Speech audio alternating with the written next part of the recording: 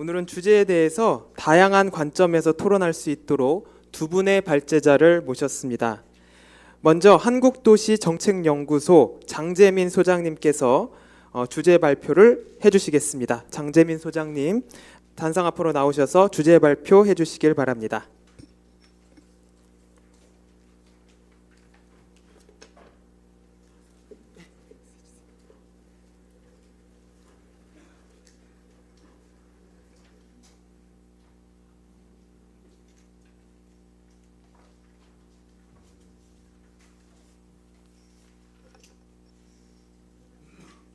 예, 안녕하십니까. 방금 좀 전에 소개받은 한국도시정책연구소 소장 장재민입니다. 다시 한번 인사드리겠습니다.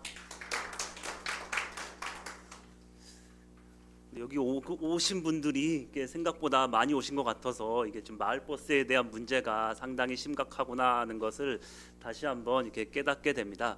사실은 근데 이 마을버스뿐만 아니라 지금 서울시는 전반적으로 대중교통에 대한 어려움이 많이 있습니다. 뭐 코로나도 그렇고 이용객도 많이 떨어지고 해서 그래서 사실은 다른 것들은 이제 재정 지원이라든지 잘 되다 보니 문제가 없지만 그래도 마을버스는 이제 민영제가 좀 더 강하다 보니 좀 더 큰 문제가 발생된 것 같습니다. 그래서 이번 자리가 마을버스 개선에 대해서 좋은 기회가 됐으면 좋겠습니다. 그래서 제가 한번 전반적으로 한번 이렇게 발표를 한번 시작해 보겠습니다. 그래서 지금 제가 이제 그 제목은 그 마을버스 경영 개선 및 지속 가능한 발전 방향으로 이제 소개를 해드릴 것이고요. 첫 번째 이제 일반 현황 및 법제도 검토입니다.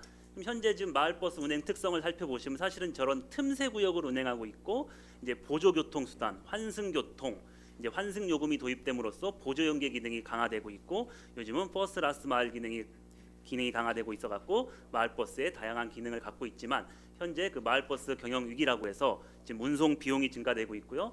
그리고 이제 그 재정 사항이 악화돼갖고 이제 영세업자들도 많아지고 이제 경쟁수단, 특히 경쟁수단 도입이 좀 문제가 되는 것 같습니다. 경전철이라든지 공유자전거, 그리고 또 하나 그 요즘 코로나 등으로 해서 이용객이 절감되는 이런 것들을 통해서 이제 전반적으로 마을버스가 어떻게 개선을 나가야 될지를 한번 소개를 해드리고자 합니다.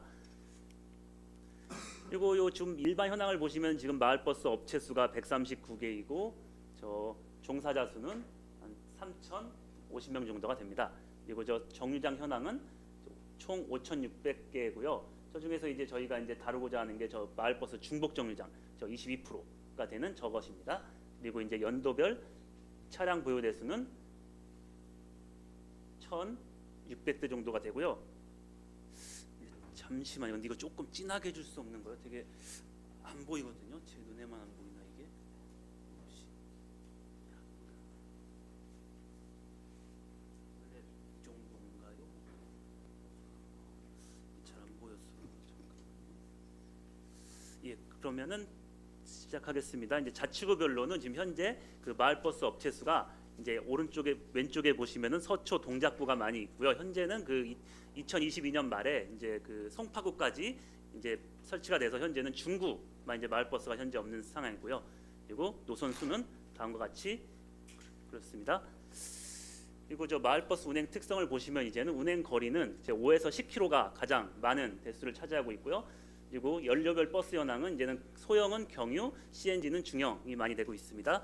그리고 저쪽을 보시면은 저 대중교통 그 일일 통행량을 보시면은 그 2017년부터 보시면은 마을버스 이용객이 살짝 주는 것을 볼 수 있습니다. 그게 뭐 간편적으로는 저기 우회 신설 때문에 조금 떨어진 것도 볼 수 있겠고요. 근데 다른 거는 괜찮지만은 2020년, 2021년에서 상당히 회복세를 보이고 있는데 지하철하고 시내버스는 일부 회복세를 보이고 있지만 마을버스는 여전히 회복률이 낮아지고 있습니다. 그만큼 교통수단 분담률이 낮아지는 게 경전철도 있고 뭐 PM이라든지 공영자전거 등등의 영향으로 생각을 합니다.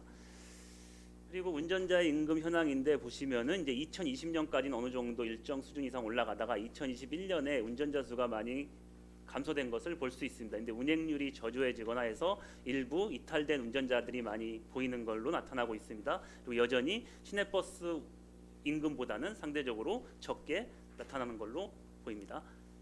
그리고 마을버스 통행 특성은 이제는 뭐 첨두와 비첨두 시간엔 저렇게 나타나고 있고요. 그리고 환승 통행 같은 경우에도 그 단일 통행은 그 초등학생이 높고요. 환승 통행은 일반객이 높습니다. 그래서 여전히 환승 순서는 첫 번째, 마지막 통행이 높게 나타나고 있고요. 그리고 이렇게 나타나고 있습니다. 그리고 뭐 법제도 현황 같은 것을 잠깐 살펴보시면은 여기에 노선 여객 자동차 운송 사업이라고 되어 있고요. 여기에는 마을버스 운송 사업입니다. 여기에도 역시 드러나는 게 여객 자동차 운송 사업에 운행하기 어려운 구간을 대상으로 운송하는 사업이라고 했습니다. 사실 이것을 마을버스는 여전히 여기도 써 있듯이 경제성으로 바라보면 안 되는 그러한 대중교통 특성이 지니고 있습니다. 그리고 이제 요거 시도시자에게 등록을 해야 되고요.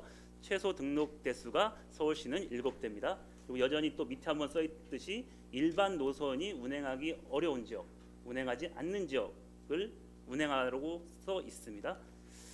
그리고 또한 이제 일부는 그 구청장한테 임할 수 있다라고 써 있고요. 다음과 같이 구청장의 그 수임 사유고요. 그 서울시는 이제 노선은 역시 서울시 권한입니다.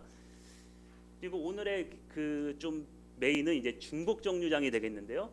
이게 보시면은 저기 서울시 여객자동차 운수 사업의 재정 지원 및 한정 명어 그 조례를 보시면은 저기 써 있듯이 서울버스 및 마을버스 정류소는 각각 4개인으로 설치해야 된다라고 써 있습니다. 근데 대신 2000년 오전 이전에 신설된 것은 그 괜찮고요. 이후에 설치된 노선부터 4개가 중복이 인정된다고 써 있습니다. 그래서 이런 것은 이제는 판단 기준인데 뭐 판단 기준은 뭐 여기서 뭐 구체적으로 다루는 건 좀 어렵지만은 판단 기준 또한 이렇게 나타나고 있습니다.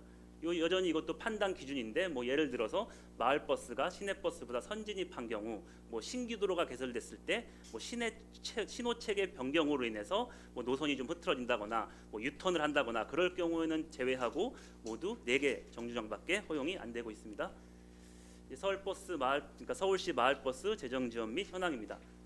보시면 지금 이제 2011년에 운송 원가를 시작해서 35만 원부터 해서 현재 2029년 그러니까 코로나 이전까지 45만 원까지의 그 물가 상승률하고 임금 인상률을 토대로 해서 안정적으로 가고 있고요. 저 때는 마지막에 한도액이 19만 원으로 나타나고 있습니다. 그래서 이런 식으로 가고 있는데 현재 이제 코로나 때문에 이제는 약간 그 운송업자들이 어렵다 보니까 이제는 그 2020년부터 그 한도액을 일부 없애고 지원 기준액을 살짝 낮춤으로써 운영되고 있었는데 이제 예산이 너무 많다 보니까는 다시 그 월 지원 한도액도 늘리고 현재는 그 45만 7천 원에 21만 원의 지원 한도액을 보이고 있습니다.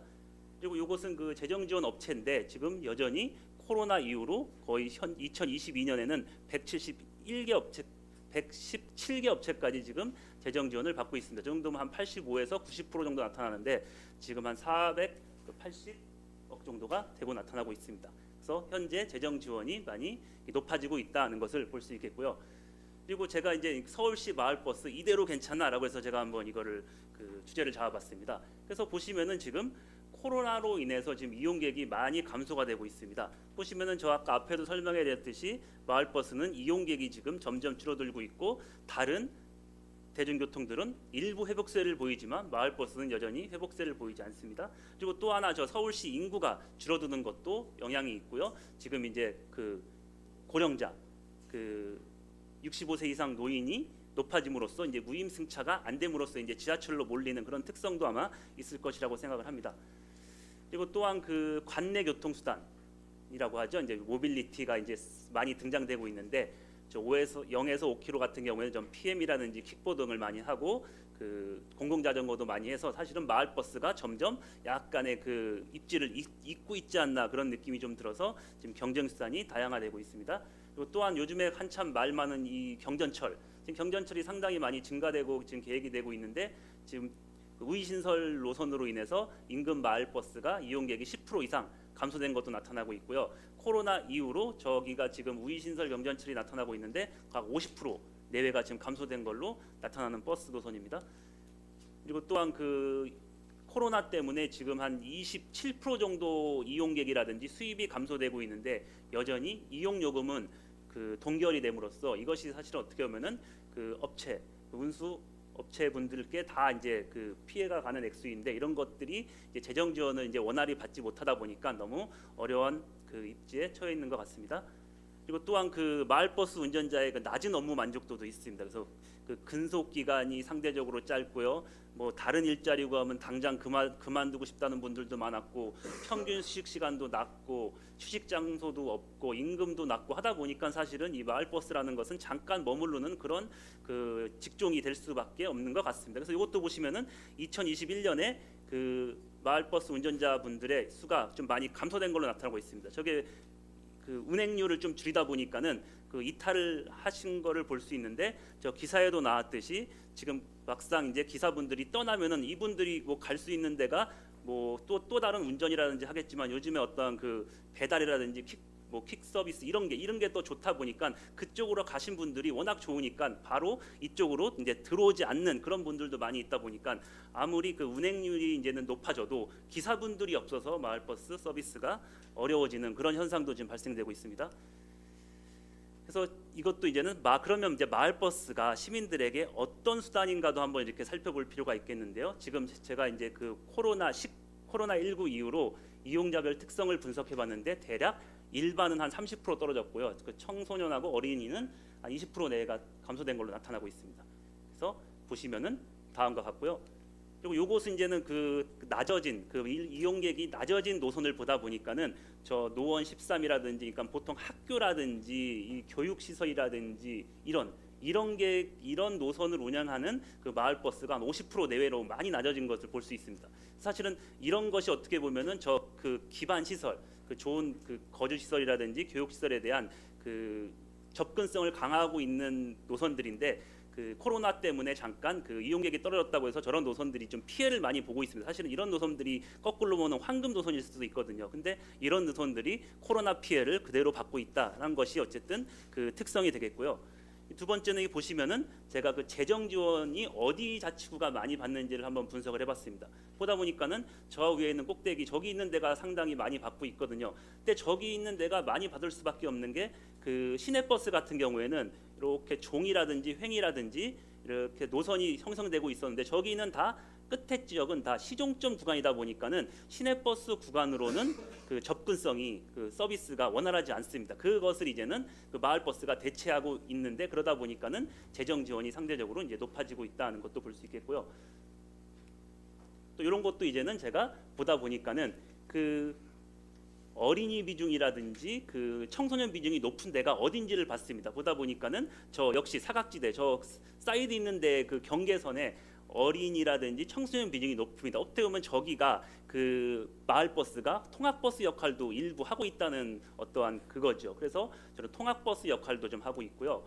그리고 이런 것도 제가 마을버스는 왜 900원을 받아야 되나는 것도 한번 고민을 해봤습니다. 어쨌든 시내버스를 타든 마을버스를 타든 서비스는 동일한데 마을버스라고 해서 900원을 받느냐, 이것도 어떻게 보면 한번 고민해볼 필요가 있겠죠. 그래서 제가 한번 분석을 해봤는데, 대략적으로 한 시민들한테 제가 만약에 마을버스를 타면은 300원이 이익이다 보니까 저걸 그 마을버스 이용객으로 하다 보니 승객들한테 한 300억 정도가 이익이 되고 있습니다. 그만큼 어떻게 보면은 300억을 시민들한테 이제 주고 있다는 그런 역할도 되게 있겠고요.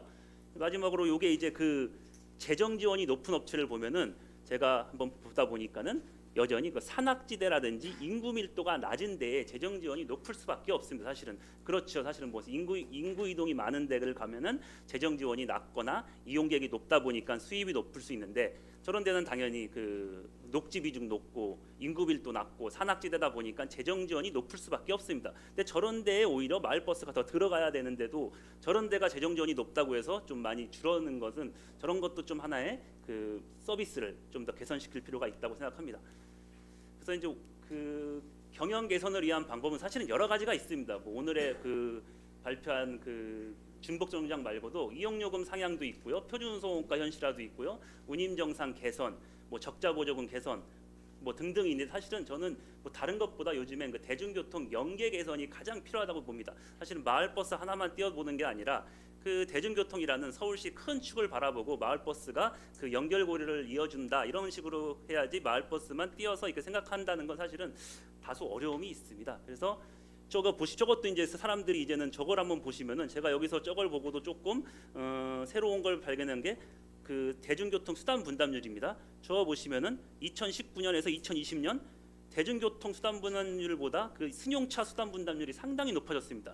사실은 저게 이제 저희가 교통 수요 정책이 코로나로 인해서 잠깐 풀어줬지만은 사실은 승용차를 지금 엄청 지금 높아지고 있거든요. 사실은 어떻게 보면은 승용차가 높아졌다고도 있지만은 대중교통 간의 연계를 좀 더 해서 서비스를 강화시킬 수 있는 이런 방향이 더 나올 수 있다고도 생각을 하고요. 그래서 보시면은 지금 그 대중교통 이용객이 보시면은 그 버스, 특히 시내버스랑 마을버스의 이용률이 좀 많이 낮아지고 있지만, 그래서 버스 간의 어떠한 그 연계 환승을 통해서 함께 그 이용객을 높일 필요가 있지, 이렇게 좀 마을버스, 시내버스 각각 따로 어떠한 것을 바라보면은 더 승용차로 사람들이 더 많이 갈 수도 있다, 이런 생각도 한번 해봅니다. 그래서 지금 오늘에 한 것은 요게 이제 중복 정류장이 현재 지금 4개인데 6개로 이제 완화를 시켜서 하겠다고 하는 건데, 사실 이게 한 번에 이렇게 하는 것도 조금 어려운 감도 있고 차근차근 어떠한 단계적인 수순을 밟아가는 것도 맞다고 생각을 합니다.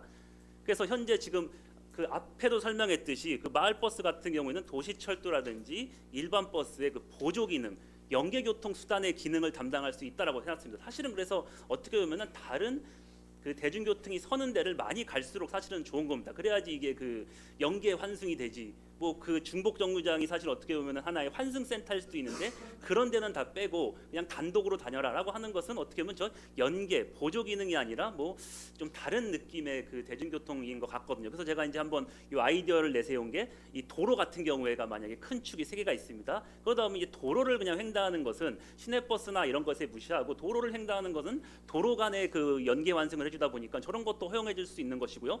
만약에 버스가 노선 버스가 1, 2, 3번 이렇게 됩니다. 근데 1번하고 3번 버스를 이렇게 연계해 줄 수 있는 뭐 그런 기능도 할 수 있는 건데, 이것이 어떻게 보면 도로 정류장이 아니라 어떠한 노선이라든지 그 도로 축 어떠한 이런 기준이 돼야지, 단지 그 환승 정류장이다라고 해서 이걸 배제하는 것은 과연 이게 환승을 할 수 있는지가 한 번 더 문제가 될 것 같고요. 그러니까 마찬가지입니다. 이런데 그러니까 이렇게 버스가 많이 쓰는 데는 이런 데다가 마을버스가 뚫어줘야지, 그러면은 마을버스는 사실 이런 데다가 뚫어줘야지 더 이용객이 높아질 것 같은데, 결국 이런 데는 또 중복 정류장으로 뺏기고 하다 보면 결국은 마을버스는 쓸 자리가 없을 것 같습니다. 보면은. 그래서 어쨌든 이런 데 위주로 많이 쓰는 게 맞는 것 같고요. 그리고 또 하나의 뭐 운영 방식은 사실은 뭐 마을버스 중복 정류장도 좋지만은 지금 운행 거리를 보면은 그 각각 그 등급대로 차별이 되어 있습니다. 0에서 5km, 5에서 10km, 20km. 그래서 사실은 0에서 5에다가 중복 정류장을 6개 뭐 이상 주는 거는 좀 무리가 있다고 봅니다. 그래서 이 운행 거리가 많아지면 많아질수록 약간 중복 정류장을 상대적으로 좀 풀어줘서 좀 더 이제 그 마을버스 그 기능을 좀 더 강화시키는 어떤 이런 그 차등 적용 방안도 괜찮을 것 같고요. 또 이것도 이제 가만히 보면은요, 그래서 이게 예산이라는 문제를 통해서 바라보면은 이 중복 정류장을 통해서 예산을 많이 뺏길까라는 것도 사실은 한번 고민해볼 필요가 있는데, 현재 그 운송 원가가 지금 저 45만 7천 원에 이렇게 그려지고 있고, 지금 아래는 한도액입니다. 그럼 대부분이 지금 마을버스가 저 운송 원가에서 한도액 사이, 한도액에서 지금 거의 다 한 80%가 지금 저기에 다 위치해 있습니다. 그러다 보니까는 사실은 저기에서 뭐 10%가 이용객이 늘던 5%가 이용객이 늘던 결국은 서울시에서 그 지원하는 예산은 똑같을 것 같거든요. 문제가 되는 게 이제 저 케이스 3번 정도, 저런 것이 이제 문제가 될 수 있겠죠. 왜냐하면 장사가 잘 되고 있는데 더 잘 될 수 있다. 뭐 이런 거가 사실은 문제가 될 수 있겠고, 사실은 한도액 아래 케이스 1번 같은 경우에는 원래 한도액 아래에서 놀았었는데 어느 정도 개발을 시킬 수 있고, 케이스 2번도 마찬가지입니다. 그래서 어떠한 이런 그림을 한번 그려보고 해서 보시면 이제 케이스 1번 원래 장사가 좀 이렇게 잘 되는 이런 마을버스는 그냥 내두는 것도 사실은 괜찮습니다. 왜냐하면 저기는 원래 잘 되고 있으니까. 그리고 이제 요 사이 케이스 2번 있는 경우에는 뭐 1개를 증가시키던가 아래는 2개를 증가시키던가라고 해서 지금 보니까는 저기 그 한도에서 놀고 있는 게 지금 가장 아래가 35개 업체 25%가 되고요. 그 61%가 되고 13%가 되는데, 이제 저런 거를 어쨌든 그 좀 반영해서 뭐 각각의 뭐 차등 방향을 줄 수도 있는 것이죠. 그리고 또 하나 이제 제가 이제 요즘 좀 서울시 그 정책을 살펴보니까는 2022년에 서울시 지역균형발전 지원 조례에 의거해서 서울시 지역균형 발전 계획을 지금 해놨습니다. 근데 여기서 가만히 보니까 그래도 여기 보면은 그 교통 소외 지역의 대중교통 인프라 확충이라고 해서 마을버스 시설 개선이라는 단어가 제가 딱 보여서 한번 갖고 와봤는데 지금 서울시에서도 지금 지역균형 발전이라고 해서 마을버스를 지역균형 발전에 일부 활용하겠다는 것도 어느 정도 있습니다. 그러다 보면 사실은 이 지역균형 발전이라는 것은 경제성으로는 알 수가 없는 거거든요. 그래서 이것은 약간의 복지라든지 이제 다른 이제 그 지표를 활용해서 할 수 있는 게 맞겠고요. 그래서 지금 현재 그 균형 발전 영향 평가제도 도입되고 있고 지역 균형 발전 지표 개발도 있는데 저기 아래 보시면은 마을버스 시설 개선 추진율이라는 것도 있습니다. 그러니까 나중에 저것이 어떻게 반영되는지도 한번 여러분들이 이렇게 그 관심을 갖고 이제 보는 것도 괜찮을 것 같습니다. 그래서 이제 마을버스 개선 방안의 총론인데 사실은 이제 마을버스 같은 경우는 이제 시내버스의 사각지대를 다녀보니까 재정 지원이 좀 확대돼야 된다고 저도 일부는 생각하고 있거든요. 왜냐하면 앞에도 법에서도 봤듯이 운행 기간이 어려운 구간을 대상으로 하는데 자꾸 수익성을 높이라고 하면은 사실 이제는 대중교통이 자구책으로가 과연 될까? 한 10년 단위의 그 통행량을 보면은 그 대중교통 이용률은 전혀, 그러니까 이용 객수는 전혀 늘어나지 않습니다. 거기에서 다 전환 수요가 발생된 거지. 그렇게 하다 보면 더 이상의 그 대중교통은 그 진입을 할 수 없습니다. 왜냐하면 들어갈 때마다 다 적자니까. 어쨌든 그런 방향보다는 이제는 그 균형 발전이라든지 복지, 고령화 이런 것을 좀 많이 반영을 했으면 좋겠고요. 그리고 역시 그 지속적인 안전하게 운영될 수 있도록 이제 제도적인 개선이 필요하겠고요. 여기 역시 중복 정류장도 개선이 돼 있고 이제 뭐 지원 운송 원가라든지 이제 뭐 고령자 무임 승차 뭐 이런 것도 이제는 한번 고려해볼 필요가 있겠고요. 마지막으로 요 마을버스 요금 정산 체계 같은 경우에도 시내버스와 좀 동일화시켜서 그 운행 손실이 좀 크게 발생되지 않도록 이제 하는 것이 제 이제 생각입니다. 그러니까 제가 준비한 발표 자료는 여기까지고요. 사실 이제 요것이 이제 제가 이제 마을버스 이제 중복 정류장이보다는 이제 마을버스의 어떠한 그 전반적인 걸 한번 제가 설명해 드려봤습니다. 그래서 이제 사실은 이것은 정답이 없는 것 같습니다. 이게 뭐 재정이 많이 들어가면은 그만큼 또 다른 데서도 갖고 오고 사실은 이 마을버스라든지 대중교통이라든지 사실은 수요 빼먹기거든요. 근데 그래서 지금 그래서 여전히 경전철도 도입이 되기 어려운 게 당연히 요즘은 경전철도 그 수요가 나지 않아서 다 경제성으로는 어렵습니다. 그러니까 이 마을버스는 어떠한 그 경제성이라는 것보다는 그 복지, 이제 고령화라든 어떠한 균형 발전 이런 쪽으로 좀 바라보고 이제는 서울시에 대한 어떠한 대중교통의 큰 틀을 보고 그 연계 활성화, 이제 승용차를 이제는 좀 줄일 수 있는 방향 이런 식으로 가야지 재정 지원 하나만 보고 하면 사실은 이게 뭐 당연히 좀 어렵지 않을까 싶은 생각이 듭니다. 예, 이상으로 발표를 마치겠습니다. 감사합니다.